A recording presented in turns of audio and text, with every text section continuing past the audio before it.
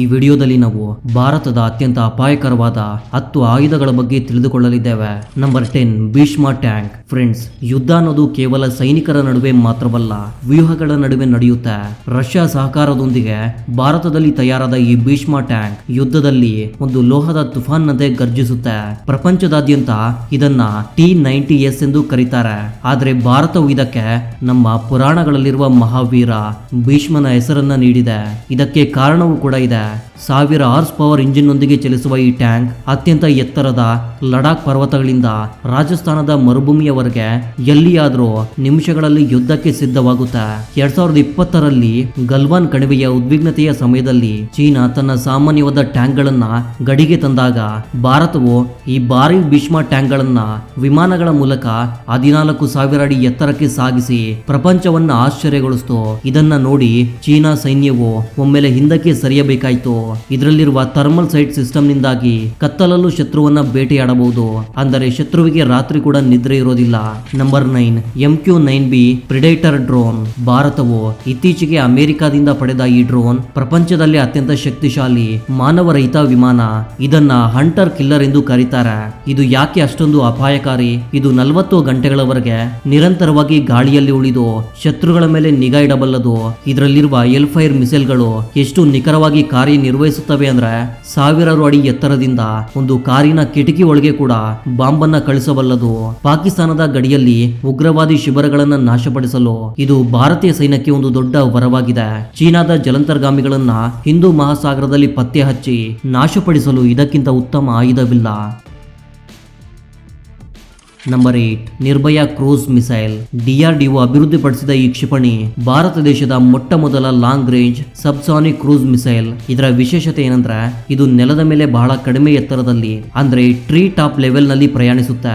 ಇದರಿಂದಾಗಿ ಶತ್ರುಗಳ ರಾಡರ್ಗಳು ಇದನ್ನ ಗುರುತಿಸುವುದು ಅಸಾಧ್ಯ. ಇದು 1000 ಕಿಲೋಮೀಟರ್ ದೂರದವರೆಗೆ ಪ್ರಯಾಣಿಸಿ ಶತ್ರುಗಳ ಕೀಲಕ ಸ್ಥಾವರಗಳನ್ನ ಧ್ವಂಸಗೊಳಿಸಬಲ್ಲದು. ಅಂದರೆ ನಾವು ಗಡಿ ದಾಟದೆಯೇ ಶತ್ರುವಿನ ಹೃದಯದ ಮೇಲೆ ಪೆಟ್ಟು ನೀಡಬಹುದು. ಇದು ಭಾರತದ ಆತ್ಮನಿರ್ಭರ ಭಾರತ ಸಂಕಲ್ಪಕ್ಕೆ ಒಂದು ನಿದರ್ಶನ. Number 7 Tejas MK-1A and MK-2. Tejas ಅಂದ್ರೆ ಕಾಂತಿ. ನಮ್ಮ ದೇಶ ಸ್ವಂತವಾಗಿ ತಯಾರಿಸಿಕೊಂಡ ಈ ಲೈಟ್ ಕಾಂಬ್ಯಾಕ್ಟ್ ಏರ್ಕ್ರಾಫ್ಟ್ ಇಂದು ಪ್ರಪಂಚದ ದೇಶಗಳ ಗಮನವನ್ನ ಸೆಳೆಯುತ್ತಿದೆ. ತೇಜಸ್ ಬಹಳ ಹಗುರವಾಗಿದೆ, ಆದ್ರೆ ಇದರ ಅಟ್ಯಾಕ್ ಪವರ್ ಬಹಳ ಜಾಸ್ತಿ. ಇದರಲ್ಲಿ ಅತ್ಯಾಧುನಿಕ ರಾಡರ್ಗಳು ಒಂದೇ ಬಾರಿಗೆ 10 ಶತ್ರು ವಿಮಾನಗಳನ್ನ ಗುರುತಿಸಬಲ್ಲವು. 52,000 ಅಡಿ ಎತ್ತರದಲ್ಲಿ ಪ್ರಯಾಣಿಸುವ ತೇಜಸ್ ಗಾಳಿಯಲ್ಲೇ ಇಂಧನವನ್ನ ತುಂಬಿಕೊಳ್ಳಬಲ್ಲದು.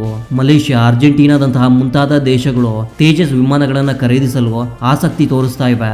ಒಂದು ಕಾಲದಲ್ಲಿ ಆಯುಧಗಳನ್ನ ಖರೀದಿಸುವ ದೇಶವಾಗಿದ್ದ ಭಾರತ ಇಂದು ಆಯುಧಗಳನ್ನ ರಫ್ತು ಮಾಡುವ ದೇಶವಾಗಿ ಬದಲಾಗ್ತಾ ಇದೆ ಎನ್ನುವುದಕ್ಕೆ ತೇಜಸ್ ಒಂದು ಉದಾಹರಣೆ.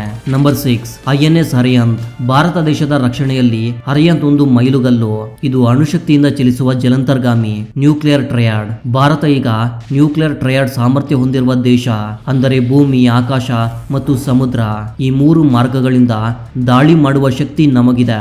ಒಂದು ವೇಳೆ ಶತ್ರು ಮೊದಲು ನಮ್ಮ ಮೇಲೆ ದಾಳಿ ಮಾಡಿದ್ರು ಸಮುದ್ರದಲ್ಲಿ ಎಲ್ಲೋ ಒಂದ್ ಕಡೆ ಅಡಗಿರುವ ಅರಿಹಂತ್ ತಿರುಗಿ ಶತ್ರುವನ್ನ ಸರ್ವನಾಶ ಮಾಡಬಲ್ಲದು.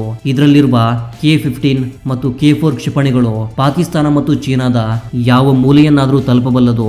Number 5 INS Vikrant. 2022ರಲ್ಲಿ ಭಾರತದ ನೌಕಾದಳಕ್ಕೆ ಸೇರಿದ INS ವಿಕ್ರಾಂತ್ ಭಾರತದ ಮೊದಲ ಸ್ವದೇಶಿ ವಿಮಾನ ವಾಹಕ ನೌಕೆ ಅಂದ್ರೆ ಏರ್ ಕ್ರಾಫ್ಟ್ ಕ್ಯಾರಿಯರ್. 262 ಮೀಟರ್ ಉದ್ದದ ಈ ಭಾರಿ ನೌಕೆಯ ಮೇಲೆ 30ಕ್ಕೂ ಹೆಚ್ಚು ಯುದ್ಧ ವಿಮಾನಗಳು ಯಾವಾಗ್ಲೂ ಸಿದ್ಧವಾಗಿರುತ್ತೆ. ಹಿಂದೂ ಮಹಾಸಾಗರದಲ್ಲಿ ಚೀನಾ ತನ್ನ ಸ್ಟ್ರಿಂಗ್ ಆಫ್ ಪಲ್ಸ್ ವ್ಯೂಹದೊಂದಿಗೆ ನಮ್ಮನ್ನ ಸುತ್ತುವರಿಯಲು ನೋಡುತ್ತಿದೆ. ಆದ್ರೆ ವಿಕ್ರಾಂತ್ ನಂತಹ ಯುದ್ಧ ನೌಕೆಗಳಿದ್ರೆ ಭಾರತ ಸಮುದ್ರದಲ್ಲಿ ಅನ್ಡಿಸ್ಪ್ಯೂಟೆಡ್ ಕಿಂಗ್. ಇದು ಕೇವಲ ಒಂದು ಹಡಗಲ್ಲ, ಭಾರತದ ಸಮುದ್ರ ಶಕ್ತಿಯ ಪ್ರದರ್ಶನ. Number 4 S-400 triumph. ರಷ್ಯಾದಿಂದ ಭಾರತ ಪಡೆದ ಏರ್ ಡಿಫೆನ್ಸ್ ಸಿಸ್ಟಮ್ ಒಂದು ಗೇಮ್ ಚೇಂಜರ್. S-400 ಖರೀದಿಯ ವಿಷಯದಲ್ಲಿ ಅಮೆರಿಕ ನಮ್ಮ ಮೇಲೆ ನಿರ್ಬಂಧಗಳು ಹೇರಲು ಬೆದರಿಸಿತು. ಆದರೆ ಪ್ರಧಾನಿ ಮೋದಿ ಅವರ ಸರ್ಕಾರ ಹಿಂದೆ ಸರಿಯಲಿಲ್ಲ. ನಮ್ಮ ರಕ್ಷಣಾ ಅಗತ್ಯಗಳು ನಮಗೆ ಮುಖ್ಯ ಎಂದು ಪ್ರಪಂಚಕ್ಕೆ ತಿಳಿಸಿತು.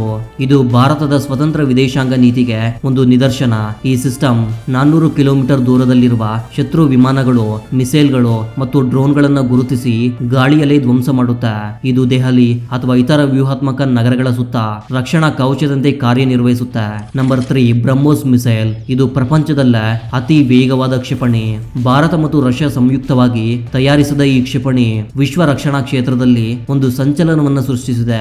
ಇದು ಸೂಪರ್ ಸಾನಿಕ್ ಕ್ಷಿಪಣಿ, ಅಂದ್ರೆ ಶಬ್ದದ ವೇಗಕ್ಕಿಂತ 3 ಪಟ್ಟು ವೇಗವಾಗಿ ಪ್ರಯಾಣಿಸುತ್ತೆ. ಇದು ಎಷ್ಟು ವೇಗವಾಗಿ ಬರುತ್ತದೆ ಅಂದ್ರೆ ಶತ್ರು ತನ್ನ ರಾಡರ್ ನಲ್ಲಿ ನೋಡುವ ಮುನ್ನವೇ ಇದು ತನ್ನ ಗುರಿಯನ್ನ ಧ್ವಂಸ ಮಾಡುತ್ತೆ. ಇದನ್ನ ತಡೆಯುವ ಶಕ್ತಿ ಪ್ರಸ್ತುತ ಯಾವ ದೇಶದಲ್ಲೂ ಇಲ್ಲ. ಇದನ್ನ ವಿಮಾನಗಳು, ನೌಕೆಗಳು ಮತ್ತು ಭೂಮಿಯಿಂದ ಕೂಡ ಉಡಾಯಿಸಬಹುದು. ಫಿಲಿಪೀನ್ಸ್ ನಂತಹ ದೇಶಗಳು ಇದನ್ನ ಖರೀದಿಸುವ ಮೂಲಕ ಚೀನಾಗೆ ಭಯ ಹುಟ್ಟಿಸ್ತಾ ಇವೆ. ನಂಬರ್ 2 ಅಗ್ನಿ 5 ಮತ್ತು ಅಗ್ನಿ ಪ್ರೈಮ್. ಅಗ್ನಿ 5 ಕ್ಷಿಪಣಿಯು ಭಾರತವನ್ನ ಅಗ್ರರಾಜ್ಯಗಳ ಸಾಲಿನಲ್ಲಿ ನಿಲ್ಲಿಸಿದೆ. ಸಾಮರ್ಥ್ಯ ಅಂದ್ರೆ ಇದರ ರೇಂಜ್ 5000 ಕಿಲೋಮೀಟರ್ ಗಿಂತ ಹೆಚ್ಚು. ಅಂದರೆ ಇದು ಸಂಪೂರ್ಣ ಚೀನಾ ಮತ್ತು ಯುರೋಪ್ನ ಕೆಲವು ಭಾಗಗಳನ್ನು ತಲುಪಬಲ್ಲದು. ಇದು ಅಣುಬಾಂಬ್ಗಳನ್ನು ಹೊತ್ತುಕೊಂಡು ಹೋಗಬಲ್ಲದು.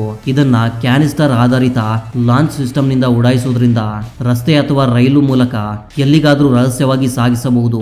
ಅಗ್ನಿ ಕ್ಷಿಪಣಿಗಳಿದ್ರೆ ಭಾರತದ ಮೇಲೆ ದಾಳಿ ಮಾಡಲು ಯಾವ ದೇಶವಾಗಲಿ 100 ಬಾರಿ ಯೋಚಿಸಬೇಕಾಗುತ್ತೆ. ನಂಬರ್ 1 ಕಾಳಿ. ಇನ್ನು ನಂಬರ್ 1 ಸ್ಥಾನದಲ್ಲಿರೋದು ಆಯುಧವಲ್ಲ, ಇದು ಒಂದು ಅದ್ಭುತ. ಅದರ ಹೆಸರೇ ಕಾಳಿ, ಅಂದ್ರೆ ಕಿಲೋ ಆಂಪಿಯರ್ ಲೀನಿಯರ್ ಇಂಜೆಕ್ಟರ್. ಇದ್ರ ಬಗ್ಗೆ ಸರ್ಕಾರ ಅಧಿಕೃತವಾಗಿ ಹೆಚ್ಚು ಮಾಹಿತಿಯನ್ನ ಬಹಿರಂಗ ಪಡಿಸೋದಿಲ್ಲ. ಮಿಸ್ಟರಿ ಮತ್ತು ಪವರ್. ಇದು ಸಾಂಪ್ರದಾಯಿಕ ಕ್ಷಿಪಣಿಯಂತೆ ಬಾಂಬುಗಳನ್ನು ಸ್ಫೋಟಿಸೋದಿಲ್ಲ. ಇದು ಡೈರೆಕ್ಟೆಡ್ ಎನರ್ಜಿ ಅನ್ನುವ ತಂತ್ರಜ್ಞಾನದೊಂದಿಗೆ ಕಾರ್ಯನಿರ್ವಹಿಸುತ್ತೆ. ಇದು ಶಕ್ತಿವಂತವಾದ ಎಲೆಕ್ಟ್ರಾನಿಕ್ಸ್ ಕಿರಣಗಳನ್ನ ಬಿಡುಗಡೆ ಮಾಡುತ್ತೆ. ಶತ್ರು ಒಂದು ಮಿಸೈಲ್ ಉಡಾಯಿಸಿದ್ರೆ ಕಾಳಿ ತನ್ನ ಕಿರಣಗಳಿಂದ ಆ ಮಿಸೈಲ್ ನ ಎಲೆಕ್ಟ್ರಾನಿಕ್ ಸರ್ಕ್ಯೂಟ್ ಗಳನ್ನ ಸುಡುತ್ತೆ. ಫಲಿತಾಂಶವಾಗಿ ಆ ಮಿಸೈಲ್ ನಿರ್ಜೀವವಾಗಿ ಕೆಳಗೆ ಬೀಳುತ್ತೆ.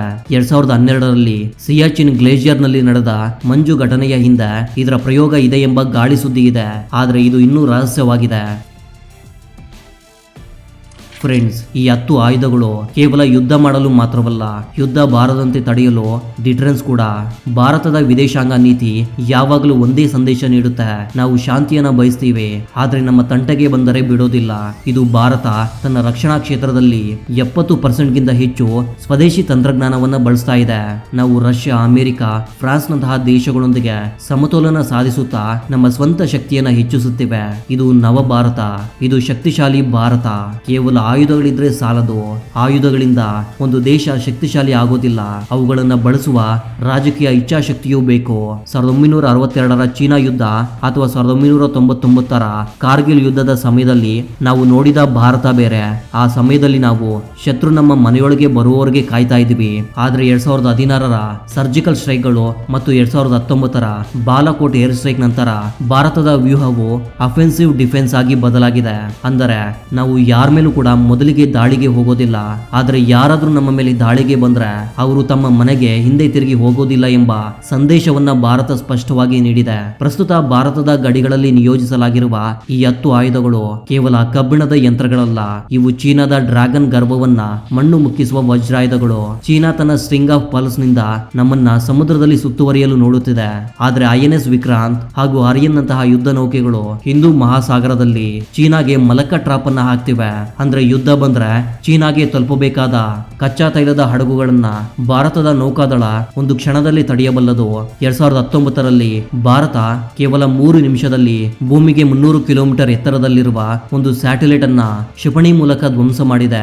ಪ್ರಪಂಚದಲ್ಲಿ ಅಮೆರಿಕ, ರಷ್ಯಾ, ಚೈನಾದ ನಂತರ ಈ ಘನತೆ ಸಾಧಿಸಿರುವ 4ನೇ ದೇಶ ನಮ್ಮ ಭಾರತ ದೇಶ. ಇದು ಯಾಕೆ ಮುಖ್ಯ ಅಂದ್ರೆ ಭವಿಷ್ಯದಲ್ಲಿ ಯುದ್ಧ ಬಂದ್ರೆ ಶತ್ರುಗಳ ಕಮ್ಯುನಿಕೇಶನ್ ಹಾಗೂ ಗೂಢಚಾರಿ ಸ್ಯಾಟಲೈಟ್ ಗಳನ್ನ ಭಾರತ ಕ್ಷಣದಲ್ಲಿ ಧ್ವಂಸ ಮಾಡಬಲ್ಲದು. ಆಗ ಶತ್ರುಗಳಿಗೆ ಫೋನ್ಗಳು ಕೆಲಸ ಮಾಡೋದಿಲ್ಲ, GPS ಇರೋದಿಲ್ಲ, ಅವರ ಕ್ಷಿಪಣಿಗಳ ದಾರಿ ತಪ್ಪುತ್ತದೆ. ಇದು ಭಾರತದ ಅದೃಶ್ಯ ರಕ್ಷಣಾ ಕವಚ. ಒಂದು ಕಾಲದಲ್ಲಿ ಪ್ರಪಂಚದಲ್ಲಿ ಅತ್ಯಂತ ಹೆಚ್ಚು ಆಯುಧಗಳನ್ನ ಖರೀದಿ ಮಾಡುವ ದೇಶವಾಗಿದ್ದ ನಮ್ಮ ಭಾರತ ಈಗ ಆಯುಧಗಳನ್ನ ಮಾರಾಟ ಮಾಡುವ ದೇಶವಾಗಿ ಬದಲಾಗಿದೆ. ಇದು ಕೇವಲ ಆರ್ಥಿಕ ಪ್ರಯೋಜನೆಗೆ ಮಾತ್ರವಲ್ಲ, ಇದು ಒಂದು ದೌತ್ಯಪರವಾದ ಅಸ್ತ್ರ. ಪಾಕಿಸ್ತಾನ್ ಮತ್ತು ಟರ್ಕಿಗಳಿಗೆ ಚೆಕ್ ಇಡೋದಕ್ಕೆ ಅರ್ಮೇನಿಯಾ ಪಿನಾಕ ರಾಕೆಟ್ ಸಿಸ್ಟಮ್ಸ್ ಹಾಗೂ ಸ್ವಾತಿ ರಾಡರ್ ಸಿಸ್ಟಮ್ ಅನ್ನ ಖರೀದಿ ಮಾಡುತ್ತೆ. ಫಿಲಿಪೀನ್ಸ್ ದಕ್ಷಿಣ ಚೈನಾದ ಸಮುದ್ರದಲ್ಲಿ ಚೈನಾದ ಆಧಿಪತ್ಯವನ್ನ ತಡೆಯಲು ಭಾರತ ತನ್ನ ಬ್ರಹ್ಮೋಸ್ ಕ್ಷಿಪಣಿಗಳನ್ನ ಫಿಲಿಪೀನ್ಸ್ಗೆ ಕೊಟ್ಟಿದೆ. ಇದರಿಂದ ಚೈನಾ ಈಗ ತನ್ನ ಜಾಗದಲ್ಲೇ ಭಾರತದ ಪಾತ್ರವನ್ನ ನೋಡಿ ಶಾಕ್ ಆಗ್ತಿದೆ. ಆಯುಧಗಳು ಎಷ್ಟು ಬಲಿಷ್ಠವಾಗಿದ್ರು ಆರ್ಮಿ, ನೇವಿ, ಏರ್ ಫೋರ್ಸ್ ಒಟ್ಟಿಗೆ ಕೆಲಸ ಮಾಡ್ಲಿಲ್ಲ ಅಂದ್ರೆ ಯುದ್ಧವನ್ನ ಗೆಲ್ಲುವುದು ಕಷ್ಟ. ಇದ್ರ ಬಗ್ಗೆ ನಿಮ್ಮ ಅಭಿಪ್ರಾಯವೇನು? ಕೆಳಗಡೆ ಕಾಮೆಂಟ್ ಬಾಕ್ಸ್ ಅಲ್ಲಿ ತಪ್ಪದೆ ತಿಳಿಸಿ. ಭಾರತೀಯ ಸೈನ್ಯದ ಮೇಲೆ ಗೌರವವಿದ್ರೆ ಕಾಮೆಂಟ್ ನಲ್ಲಿ ಜೈ ಹಿಂದ್ ಅಂತ ಬರೀರಿ. ವಿಡಿಯೋ ನಿಮ್ಗೆ ಇಷ್ಟವಾದ್ರೆ ಲೈಕ್ ಮಾಡಿ ಹಾಗೂ ಫ್ರೆಂಡ್ಸ್ಗೆ ಶೇರ್ ಮಾಡಿ. ಇಂಥ ಇನ್ನಷ್ಟು ವಿಡಿಯೋಗಳಿಗಾಗಿ ಚಾನಲ್ ಅನ್ನ ಈಗಲೇ ಸಬ್ಸ್ಕ್ರೈಬ್ ಮಾಡ್ಕೊಳ್ಳೋದು ಮಾತ್ರ ಮರಿಬೇಡಿ. ಇದೇ ರೀತಿಯ ಮತ್ತೊಂದು ಇಂಟ್ರೆಸ್ಟಿಂಗ್ ಆದ ವಿಡಿಯೋದ ಜೊತೆಗೆ ಮತ್ತೆ ಸಿಗೋಣ. ಅಲ್ಲಿವರೆಗೂ ಜೈ ಹಿಂದ್, ಜೈ ಕರ್ನಾಟಕ.